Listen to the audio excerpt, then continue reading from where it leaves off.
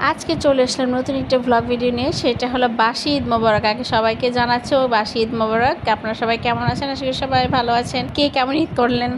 আজকে আমরা আমাদের মেজো খালাদের বাসায় যাব।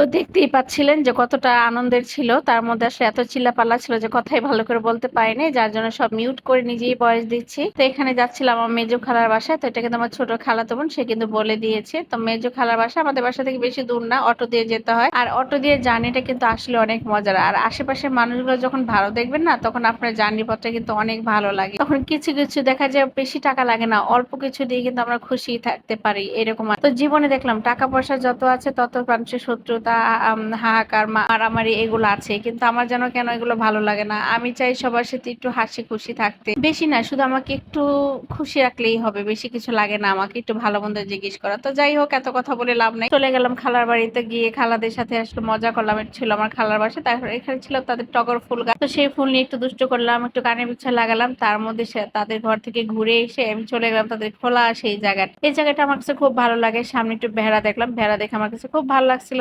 দেখছেন যে আপনাদের সেই কিপটা আমি ম্যাজিক টাচ বা একলিমা খুব দুষ্টুমি করতেছে, ভেড়া দেখে নিচে নেমে গেল, তাদের সাথে খুব মজা করতেছি। এর মধ্যে আমার খালাতো বোন কি দেখলো দেখে, এখানে সে কলা গাছের কি বলে এটাকে, আসলে আমি একটু ভুলে গেছি, সেইটা দেখে এটা ছবি তুলছে। তার মধ্যে আমার খালাতো বোন আমাকে ডাকতেছে, শান্তিপু আসো আসো, তুমি আসো, তোমাকে ছাড়া আসলে ভালো লাগে না, একটু ছবি তোলো।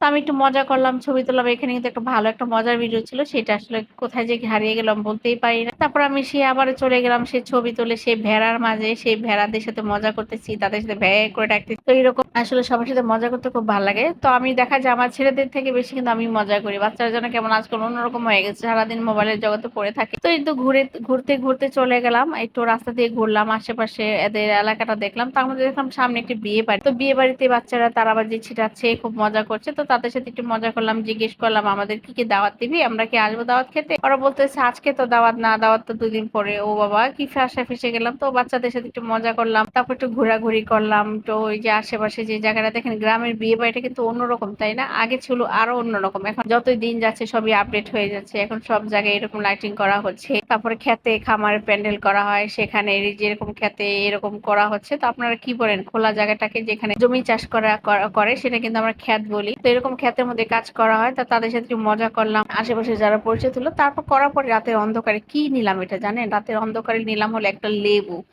যে লেবুটা দেখে আমার কাছে খুব ভালো লাগছে, যে লেবুটা আমার কাছে খেতে হবে। আমি যখন আসছি তখন দেখলাম লেবু। তো লেবুটা খুব ছোট ছিল না বড় ছিল বুঝতে পারি নাই।